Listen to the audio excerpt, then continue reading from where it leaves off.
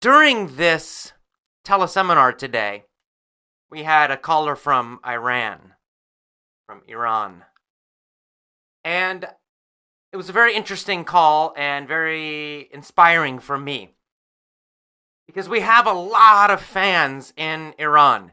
And in fact, there are many, many, many Effortless English fans and members in the whole Middle Eastern area. Now, when I say Middle East, I'm really talking about the Islamic world from, North Africa all the way over to Iran. And, well, in fact, we also have lots and lots of fans and members in Malaysia and Indonesia. So really, perhaps I should not say the Middle East, perhaps I should say the Islamic world. But either way, we have lots and lots and lots of fans and members in those countries. And what was interesting is, as the Iranian speaker today was talking about what's happening in Iran and some of the challenges that they have there, and some of the difficulties remaining positive because there's a lot of problems with the government, for example. I started thinking, and I felt like I needed to comment on this a little bit more, and that's why I'm doing this recording. Because right now, throughout the Islamic world especially, and especially in the Middle Eastern area, North Africa and the Middle East, there is a lot of change happening. And even almost revolutions happening in many different countries. Egypt, Libya, certainly ongoing in Iran, in Oman, many different countries that people are demanding changes, demanding more freedom, demanding better living conditions. And this is very inspiring to me. And I feel I need to comment on it finally because so many of our members are from these areas.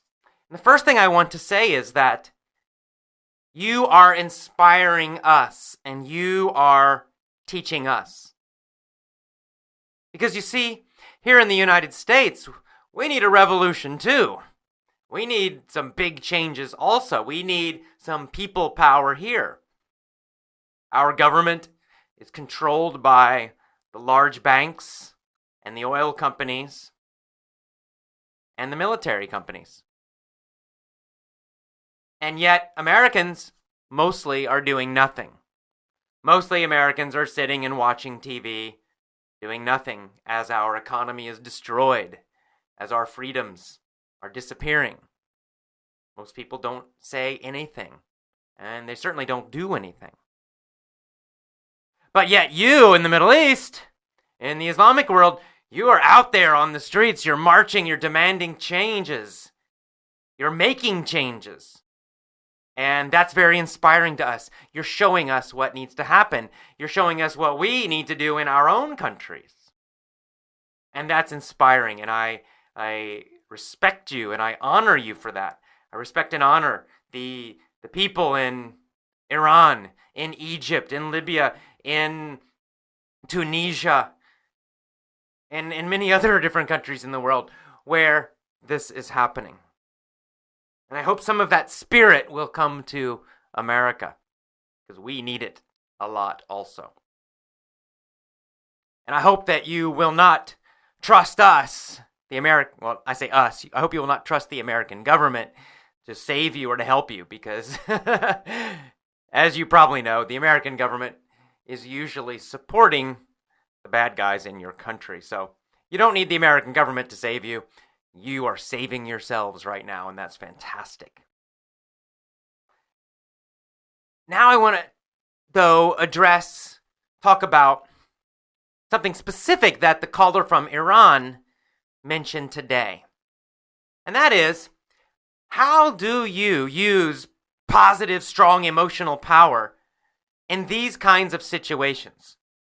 So in this situation, this Iranian caller, it was a man and a woman. I believe it was his mom and son. I can't remember exactly their relationship. But anyway, it was a man and a woman. And the man particularly was having some difficulty because in Iran, they're still struggling. There's not a lot of freedom in many ways, and for him, it's very difficult for him to stay positive, to keep a strong feeling of confidence and powerful, positive emotional energy, to be a great leader and to have great success in his life. It's difficult because he feels like that the situation in this country is so tough. So he was asking, how can he do it? Well, the key thing in these kinds of situations, especially if you're trying to be a leader in these kind of situations, is that you must develop your emotional power. These kinds of changes happen because of emotional power mostly. It's not logic. People don't make these big changes because of cold logic. They do it because of emotional power. This is true in your personal life individually. If you need to make a big change in your life, need to improve something in your life, and it's something difficult for you. Well, you're never going to make that change. You're never going to get that success just from logic and thinking. The only way to make that kind of big, powerful change in your life is to have a lot of powerful, strong emotional energy, emotional power, which you use in a correct way.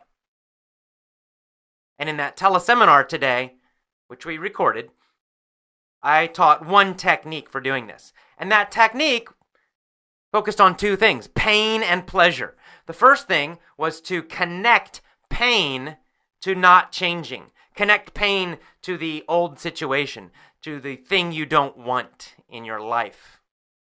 And really connect pain to the past. Think about all the things that have happened in the past with that situation that caused you pain. And then connect it to the present. Think about all the things right now in your life that are painful because of that situation or problem or belief or behavior. And then connect pain to the future. How will your life be painful in the future if you don't change? And then the second half of that technique involved pleasure.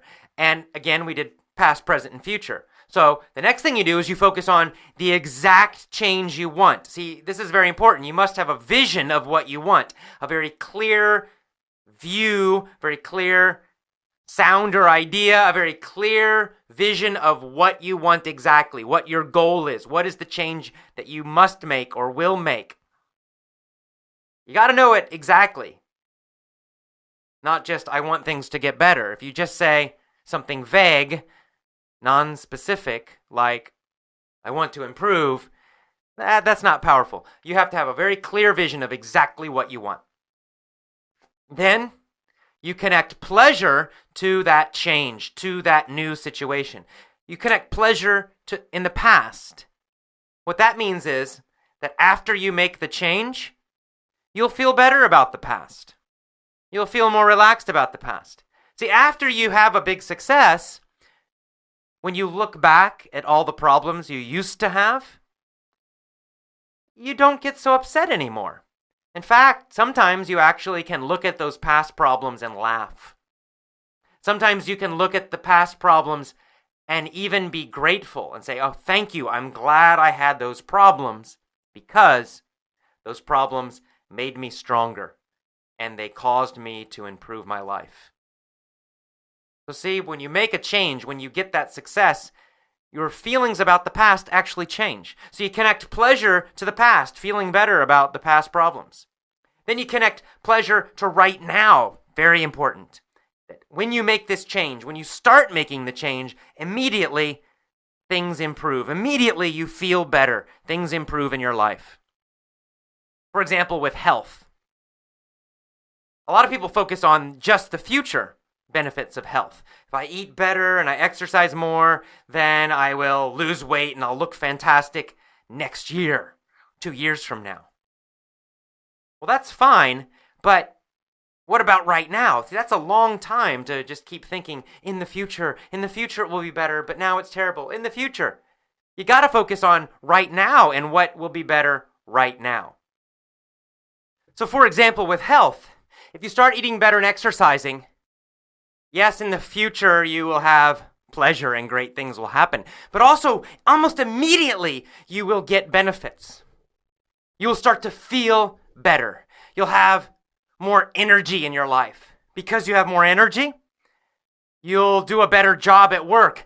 You'll be better in your relationships. You'll be more positive and more happy in all of your relationships. Lots of things will improve immediately when you become healthier, when you start eating better and exercising. That's just one example. So you connect pleasure to right now, to the present, when you make the change, when you do the thing you want to do that needs to be done. And then, of course, yes, you do connect pleasure to the future. You get a clear vision of that great future that you want, and you imagine all the pleasure, and you actually feel it. You smile, you change your body, you bring your shoulders back, and you feel that amazing feeling of success. And you imagine it's already happened. It has already happened. So that's the process I talked about.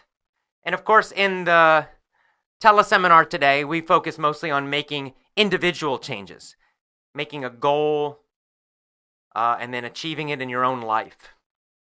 But this process is also powerful for leadership. Let's imagine you're trying to make an improvement in your country, that you're trying to get other people to join into a change. Well, you can use this same process, this same idea to do that.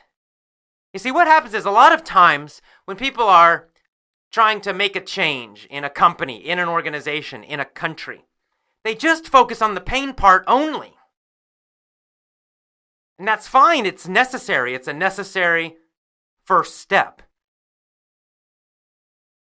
But it's not the only step. If you only focus on the pain, then it's not very powerful. For example, people might just focus on all the things that are wrong in the country. Look at all the bad things the government did in the past. And they talk about all the terrible things the government did in the past. And then, of course, they talk about all the terrible things that the government is doing right now. And all that's true and very painful. And then they talk about all the pain that the government will do, or is planning to do, or will continue to do in the future if things don't change. And when you do this in an emotional way, people do get very upset. You cause a lot of pain. And you get people to get more and more and more emotional. The problem is that a lot of leaders just stop there. That's all they do. For example, I read some websites that are alternative websites, and I learn all the terrible things that the American government has done in the past, is doing now, wants to do in the future. And it gets me really upset and angry, but the problem is that that's all they do. They just keep focusing on just these terrible negative things. They're all true. I need to know them. But if that's all I do is just keep focusing on that pain, and that's all, eventually I just become depressed. I'm like, this is terrible. I become just depressed and angry all the time.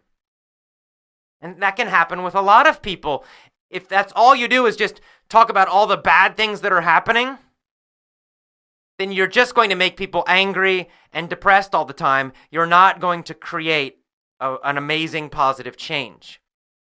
So it's very important if you're in a country and you're trying to create a change like this, yes, talk about all the pain in the past, present, and future. But then go to the next step. Very important. You must then talk about your vision for a change. You must give people a powerful vision, an idea of how things can be better. Specific. You need to be specific. Exactly. How will things be better after the change? And then you connect a lot of pleasure to that. How will people have better lives? How will their normal daily lives improve? I mean, will they have, more food and better food? Will they have better jobs available to them? Will they have more freedoms? You need to talk about everything, very detailed.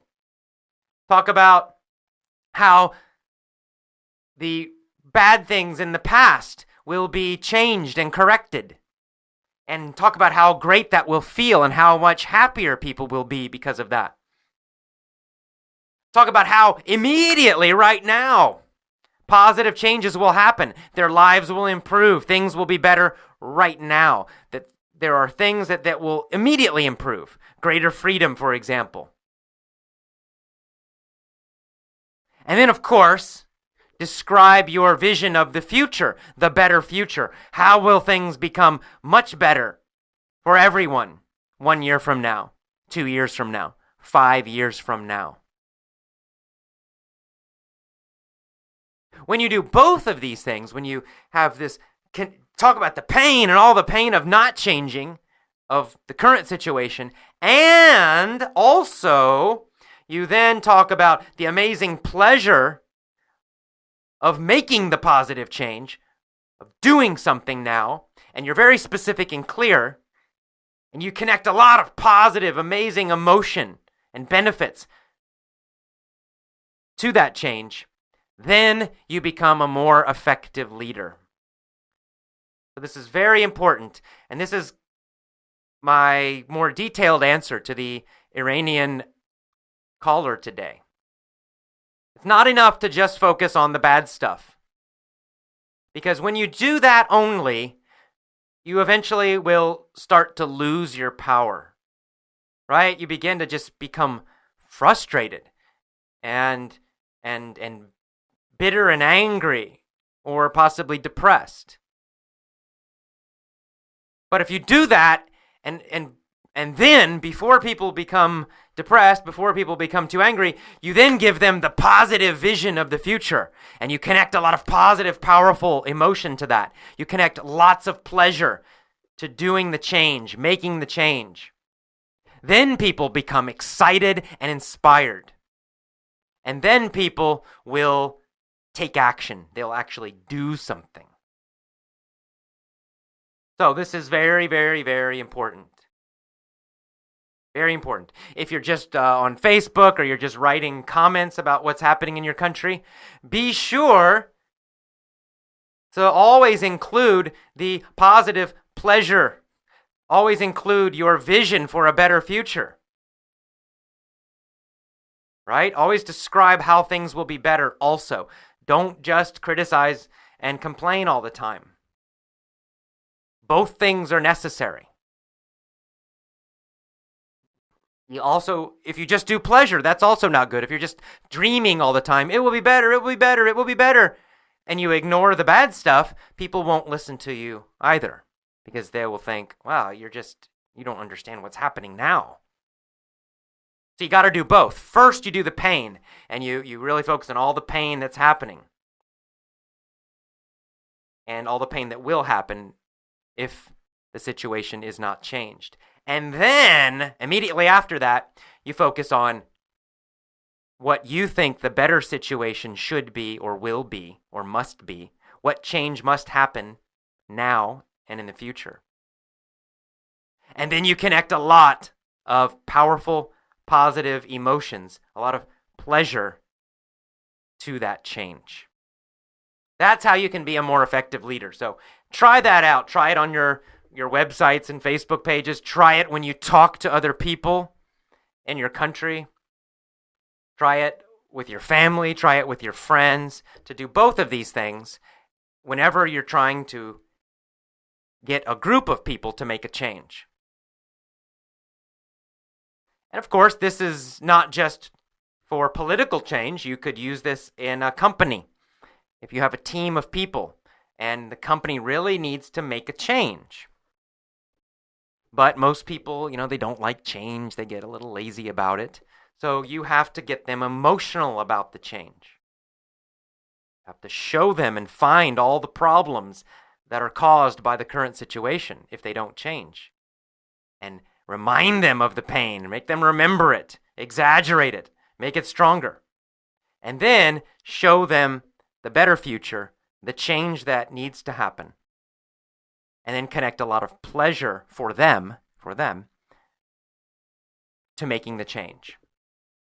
So remember, it's not enough. Don't focus on yourself. This is finally the last thing. When you're talking about the pain or you're talking about the pleasure, don't talk about just yourself, or don't be too general. You have to focus on the person or people you are talking to. Right? This is the contribution mindset. This is service leadership.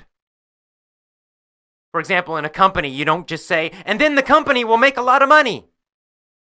Maybe that's true, but how will that change the employee's life? How will it change your team and their happiness? Right? You have to focus on them. What's the benefit to them? The same for a political change. What's the benefit to the people you are talking to the individual citizens? How will their normal lives be better? And then describe that in detail with a lot of emotion.